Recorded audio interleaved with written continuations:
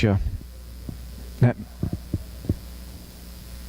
I don't know which is worse. Yeah. Okay. Okay. Luke chapter 12. Luke chapter 12. Last time we were talking about blasphemy of the Holy Spirit, and I don't remember how well we closed that up. I think we kind of stopped 3/4 of the way through, so maybe I'll just recap real quickly. I'll just reread this passage starting in verse 8 and going through verse 12, Luke chapter 12. And I tell you, everyone who acknowledges me before men, the Son of Man also will acknowledge before the angels of God. But the one who denies me before men will be denied before the angels of God. And everyone who speaks a word against the Son of Man will be forgiven, but the one who blasphemes against the Holy Spirit will not be forgiven. And when they bring you before the synagogues and the rulers and the authorities, do not be anxious about how you should defend yourself or what you should say, for the Holy Spirit will teach you in that very hour what you ought to say. So I think I started this off by getting on some of my soapboxes and saying how these passages are misused. One of the things that we use is that first part, whoever acknowledges me before men, the Son of Man will acknowledge before the angels of God, but the one who denies me before men will be denied before the angels of God. So I've heard this used kind of casually, like I've even heard this used, which this one makes me cringe even more, to kind of coax people into going to church. That's not how this passage is used. This passage is, again, all these passages in Luke. Luke is weaving this bigger narrative together where Jesus is predicting his death, burial, resurrection, and he's calling people to die, right? Jesus is calling people, not just calling, he's telling people, if you want to be my disciple, you've got to deny yourself, take up your cross daily, and follow me. That's not an option. That's not optional. You're not like, he's not like, some of you Christians will reach a point where you'll have to deny yourself, take up your cross, and follow me. Jesus does, right? He doesn't do that. Anybody who's a follower, if you want to be my disciple, you must. Pretty clear. It's pretty clear. Yeah. Could you imagine? God envelops Sinai, and he's speaking out of the fire and lightning and cloud, and he tells Moses, I want you to write these down, or God's scribing them down. And he's like, and these are optional. Yeah. Can you imagine? Moses comes down, and he's like, hey, God gave me 10 suggestions. Yeah, they're really good ones too.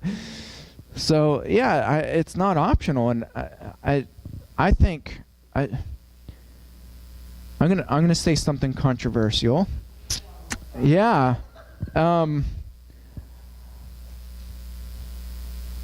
I feel like a lot of times.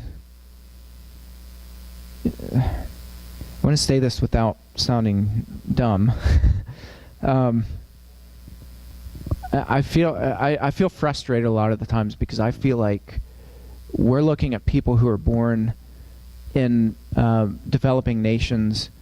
We look at them and we feel sorry because they're starving, and all these disease. And in Haiti right now, and I meant to pray for this, they're experiencing floods again. They have a gasoline shortage in Haiti. Steph has been updating us family members, and she said, they're stuck. They can't leave campus because there's no gas anywhere. And so, all these people who depend on, so many people who are taxi drivers that depend on living, and other people that they depend on them for transportation to go work. And that's how they live. That's how they eat. And it's not like they need to rack up some extra hours. This is how they eat. No gas, flooding like crazy, which leads to mudslides always in Haiti because of deforestation. Anyway, we look at developing nations and our hearts break and we feel so bad for them. I almost feel like I get frustrated a lot of the times that I was born, and this is just me, I'm not speaking for other people. I was born into a rich country and a rich culture, and I feel a lot of times like we're at a disadvantage because we're spoiled brats. Man, are we brats.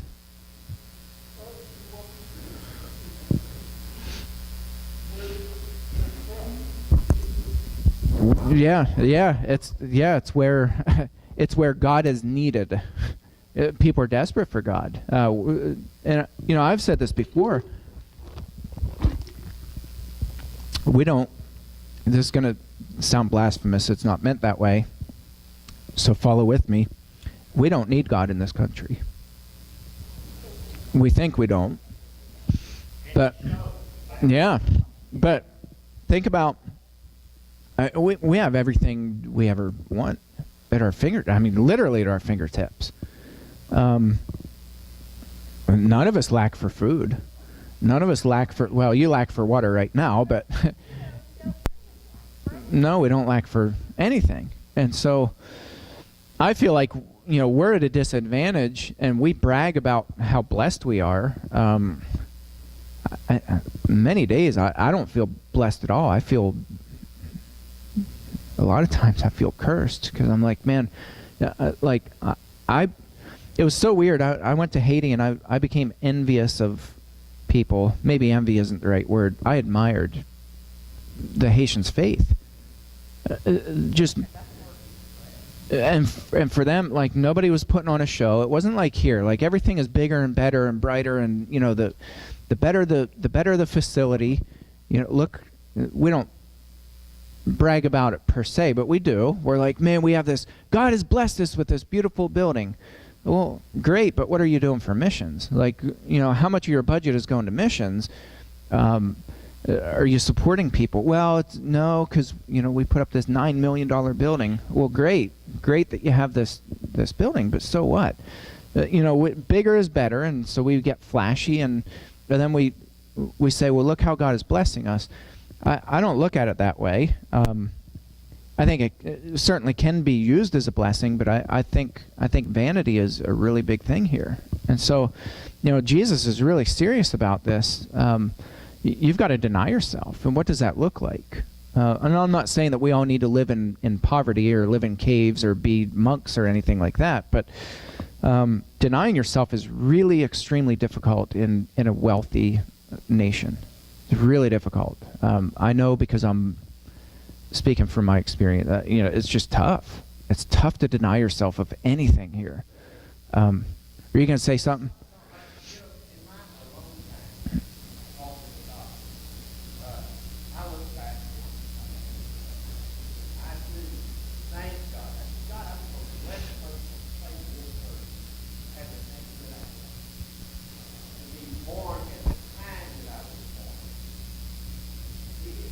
Yeah.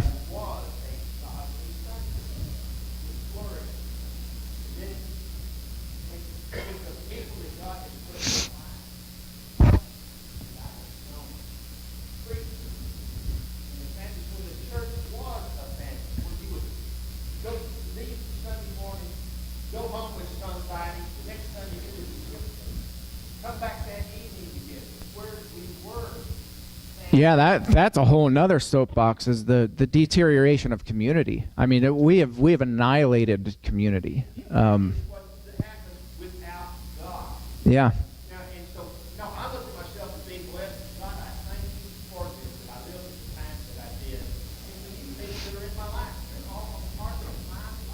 Yeah. So I'm blessed beyond measure. Now, that does not mean that I have to look at, I struggle sometimes, similar to what we do, but I keep looking back at what Jesus did. But that does not give me an excuse not to help. Sure, absolutely. Jesus said, you will always have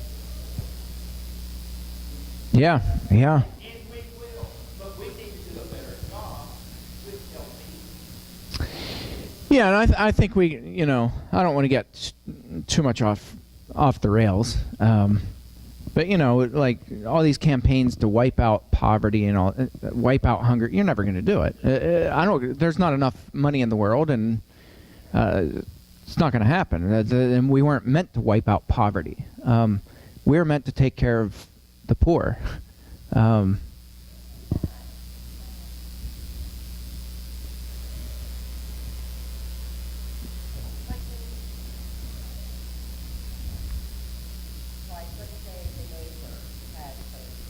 Mm-hmm.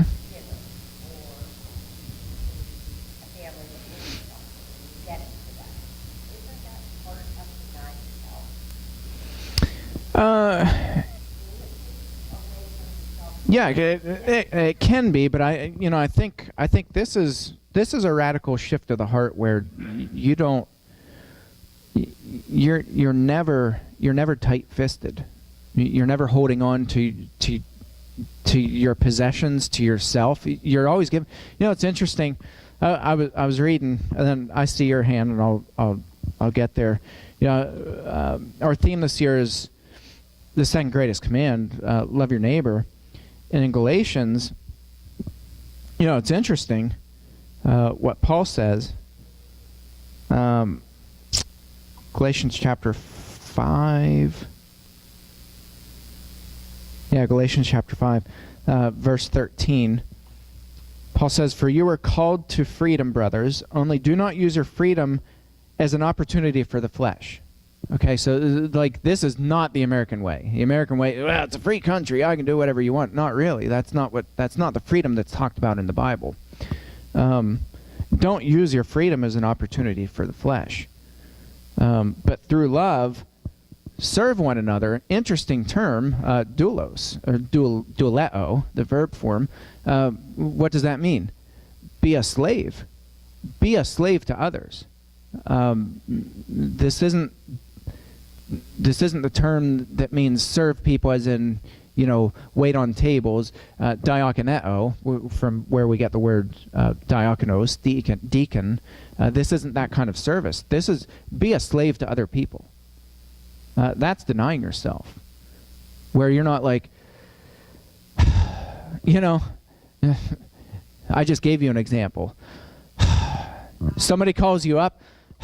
I do it often. I hate to admit it, but sometimes, you get certain phone calls and you're like, and not because of the person, but because like you're busy or whatever. You have other obligations, and there's one more thing, and you feel like I can't take one more thing on my plate, and then it's that.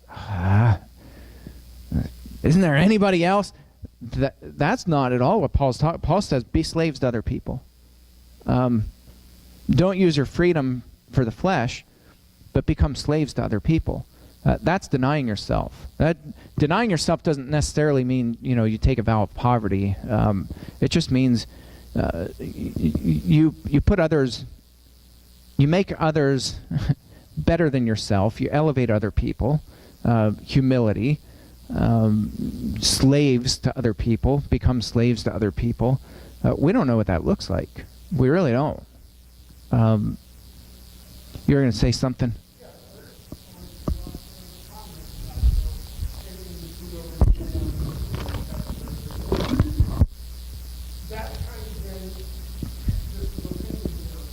Yeah.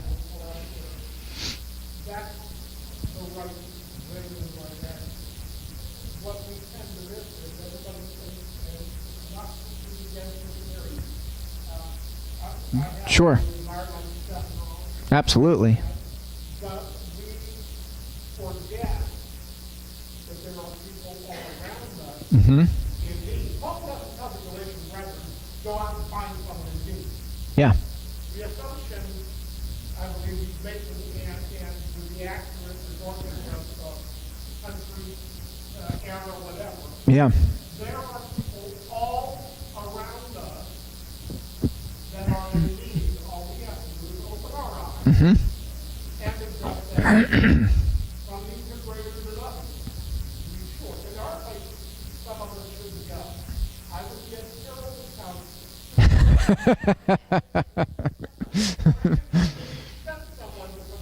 Yeah. Sure. The reality is we do not actually Mm-hmm. hate it at all. Sure. I'm very much admiring people who go way out of their comfort zone Yeah. and deal with things that, honestly, I put, Yeah. I would be in a meltdown. Yeah.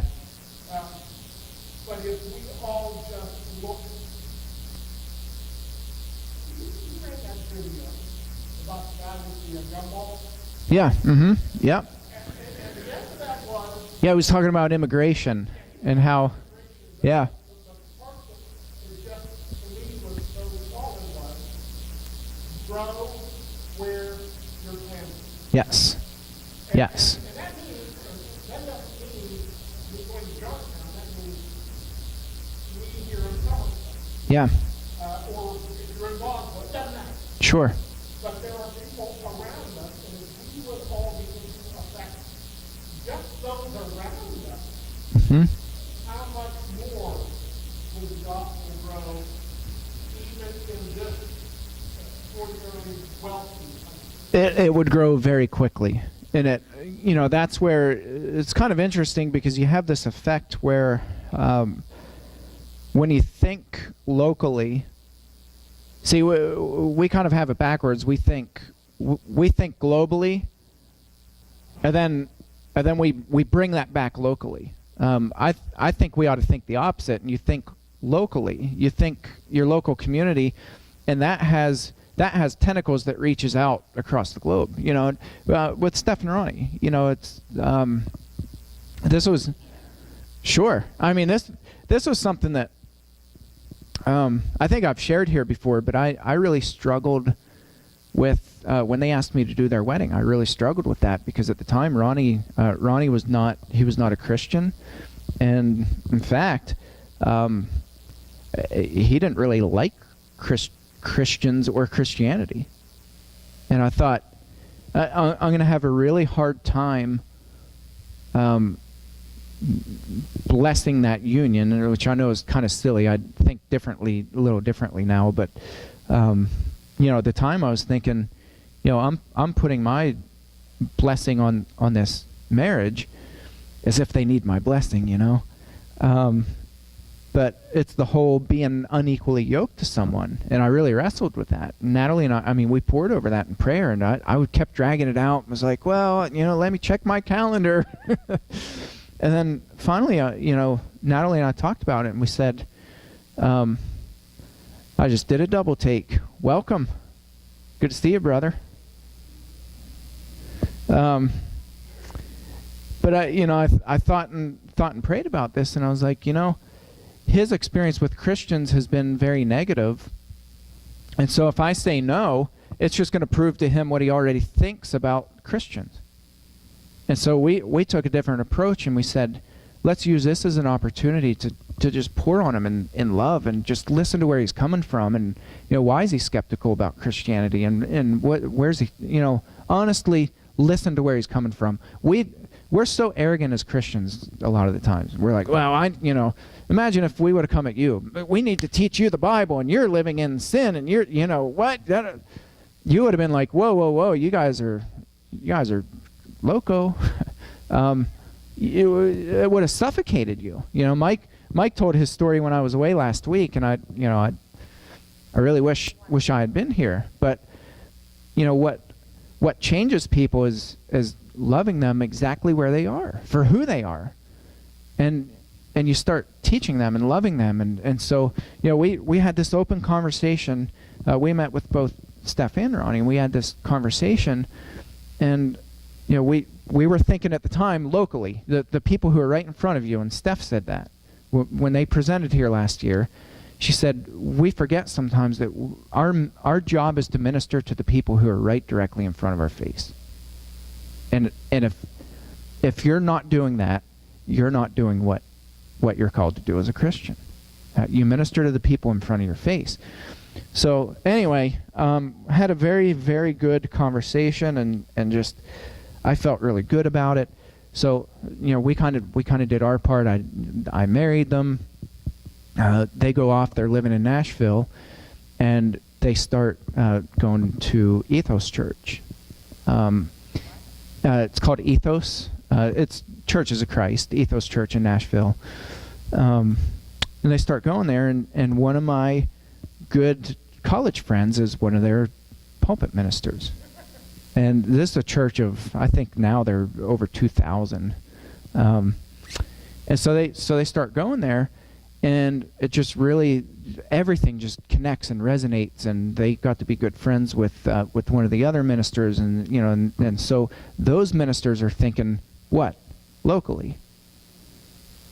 Here's somebody right in front of us. We're going to teach them. We're going to love them. We're going to have them in our home. One day, Steph calls us up and she's like, "Ronnie just got baptized." We're like, "Say what?" So then next thing we know, they're talking about missions, and I'm like, "Man, I went to school for 9 years of college and graduate school, and I'm not cut out to be a missionary overseas." I'm not. But it gripped their heart, and look where they're at. Look what they're doing right now. And so we think locally, and God works globally. And it's just how it works. So yeah, I didn't mean to not get past this passage, but yeah, it is. It's very good, and I think we need to remember that in this year. Our theme, I keep that projector where it's at. I want to see her pretty face, Victor. But our theme this year is love your neighbor, and I don't want that to be like, I really wrestle with this because I don't want it to be a theme. I don't want this to be a series of sermons that I preach and then people are like, great message. Then they go home and we're not loving our neighbors. The fact that we're a small congregation, part of that bothers me, that we're not growing numerically, but that's I want to take a much different approach. I want to look at it as, we have such an opportunity, and everybody who's here, if we all just ministered to the people who are right in front of our face, and really ministered to them, we're going to change this community, and we're going to change. God's going to change the community through dunces like us, but we've got to do it. We've got to do it. It's not going to happen by us going to church and then going home and we live our lives like we've been doing the rest of the week. We've got to get in people's lives, and we've got to totally deny ourselves, and that means stop being selfish with our time, stop being selfish with our money, stop being selfish with our homes. We've got to practice hospitality, and we just got to reach out to people who are hurting. And you're right, they're all around us.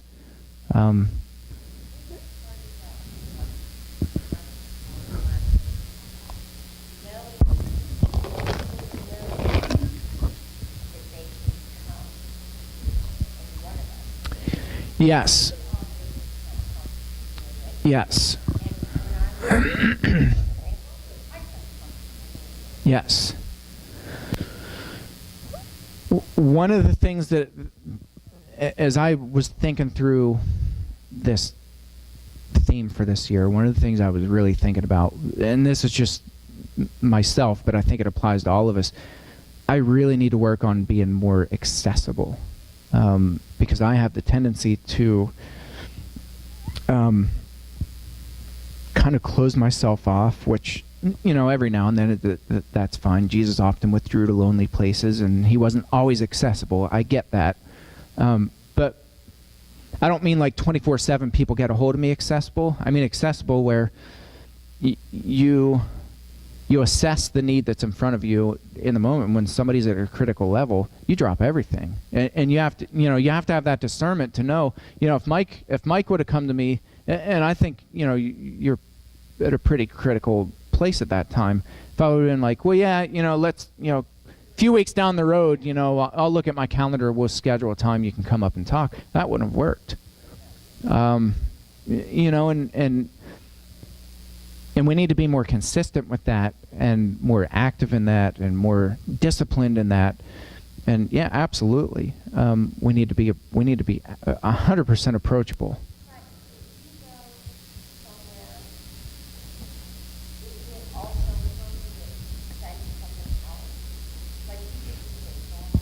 Absolutely. Absolutely. Absolutely. Mm-hmm.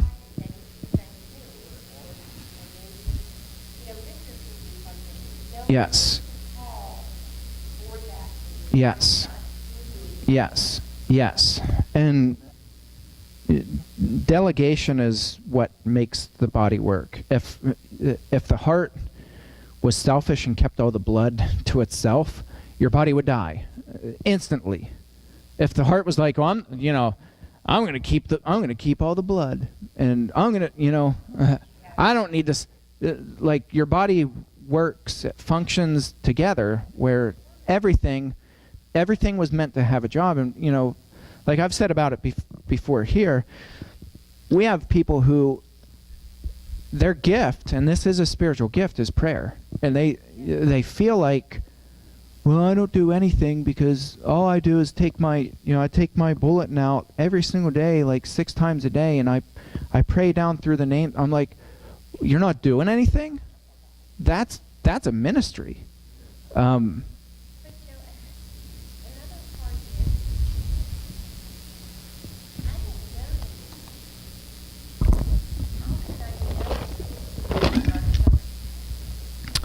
Well, I think again, and I think this goes back to, you minister to the people who are in front of you. It's not your job to know the needs of everybody. It's not my job to know the needs of everybody.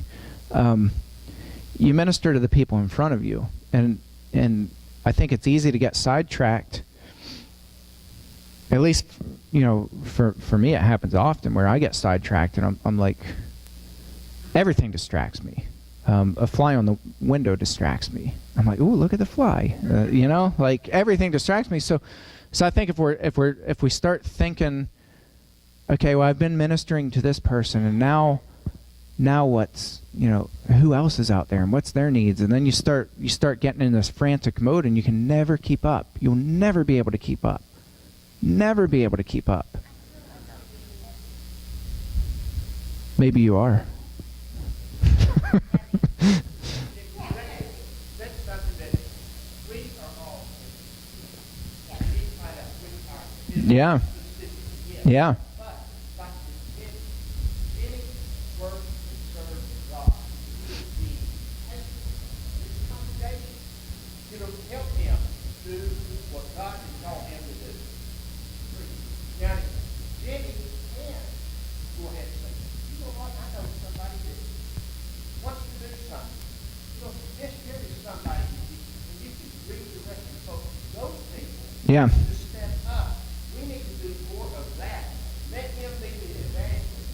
Get out into this community, find people, and say, you know what, I've got Roxanne who would be great with this individual. Yeah. Or I've got Mike Lowry who to do that. Oh, Mike, that's a good thing. Well, then we can talk to him about that. Or Bob Watson, he's a shepherd. Yeah. We can do. There's nothing I love more than going over to the hospital. Yeah. I know you do. But that's Yeah. the thing that is serving those that are face to face. Yeah. He can go in and pray. There's people who are on and boy, sit and talk about it. We've done it for hours at a time. And that's okay. This is somebody else. Yeah. But I think if we attempt to do things without denying ourselves, I think we're going to fall flat every single time. And that's, I really, if I haven't beat this dead horse enough, I'll go back and I'll beat it some more. We have to deny ourselves, and there's a reason why Jesus said that first. I don't think it's one of those things where he was like, you can kind of mix this order up. You can take up your cross and follow me, and then if later on you want to deny yourself, Jesus put this in a very specific order for a very specific reason. You have to very first deny yourself. Deny yourself. Then take up your cross daily. Be willing to die. Literally, this is not a metaphor. And follow Jesus. Well, what does that mean to follow Jesus? Yeah, and you do what he did. And that's the one where, it's not WWJD, what would Jesus do? This is, what did Jesus do? And how do I mirror him? Paul talks about that. He uses an interesting word. It's the only time that it's used in the New Testament. And he talks about you are looking at this reflection. You're mirroring Jesus. And you're becoming like him in Jesus' likeness. How does that happen? Well, it happens by knowing the heart of Jesus. And have you ever been... I'll close on this note because I think this is it's a fascinating phenomenon. You mentioned counseling, so it's on my mind. What's it called? I forget the psychological term, but it's where you develop a sense of what the heck is it called now? Yeah, I know it is. My brain is really dead. Hasn't recovered from the new year. I put it on pause, and it's been on pause ever since. Where you start establishing, the connection with your client. Why that word is escaping my mind, I don't know. But eventually, it happens with people in conversations too. It happens eventually is, without you even knowing it, it's a subconscious thing that happens. You begin mirroring each other, literally. So somebody goes up and scratches their eyebrow. The other person at the exact same time scratches the eyebrow. You're mirroring each other, literally, without even knowing. We do it every single day. Every single day. Now that I said it, you guys are going to pay attention. When you talk to people and you're making an emotional connection, you begin mirroring each other physically. What's fascinating to me is that if you pay enough attention, your breathing actually synchronizes. You begin inhaling and exhaling at exactly the same time without even knowing it. Everything gets synchronized. This is what Paul is talking about when he says, we're mirroring Jesus. We're being mirrored. When we get to know him, we become synchronized with Christ. That doesn't happen from just sitting down and reading your Bible. This happens by living life and doing what Jesus did, looking at people through the eyes of Jesus. When you do that, it's a radical change, and it's a discipline. It's not like you wake up one day and you're just like, oh, I'm going to do everything Jesus commanded me. It's knowing him. And knowing people is a discipline. Still, I've been married 12 years. Knowing my wife is a discipline.